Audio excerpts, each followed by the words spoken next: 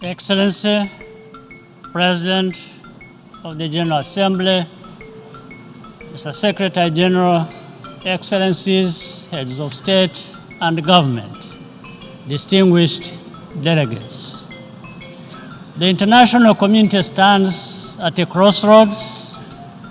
The 2020s could be remembered in history as a turning point or as the moment when militarism lost its way. Fortunately, the path forward is clear.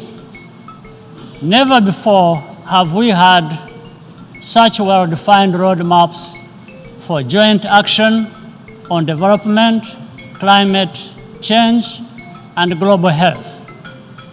I therefore congratulate the Secretary General and his team, as well as the President of the General Assembly, for the relevance of this week's high-level events.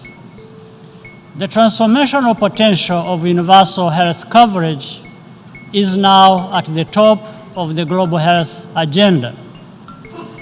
This is thanks to the outstanding leadership of the World Health Organization and many other stakeholders.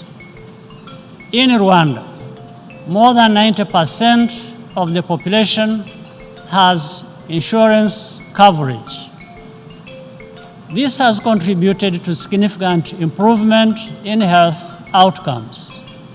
It shows that it is possible for countries at every income level to make healthcare affordable and accessible for all. We must also commit to replenish the Global Fund and Gavi, the Vaccine Alliance. These are not things that should or can be done on Africa's behalf. The 2030 Sustainable Development Goals are also Africa's goals. Africa has the means, and it is our responsibility. That's why the African Union continues to strengthen its capabilities and effectiveness. Next July, for example, trading will commence under the African Continental Free Trade Area, the world's largest. But Africa continues to lag behind other regions on the Sustainable Development Goals.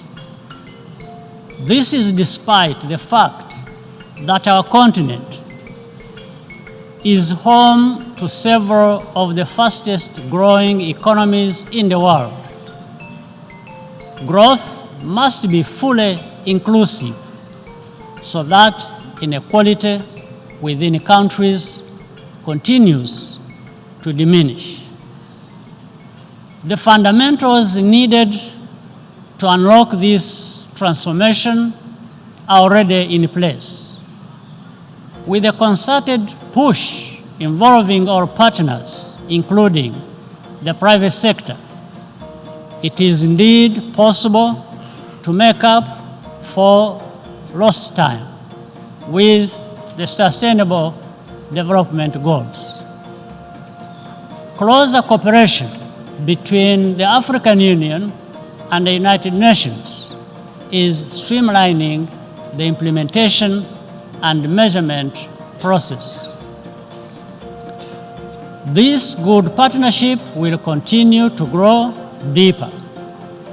All around us, we see the urgency of fulfilling our commitments to slow the pace of global warming and adapt our infrastructure to a changing climate. One key lesson of yesterday's Climate Action Summit is that innovative technologies and approaches allow us to act without slowing economic growth.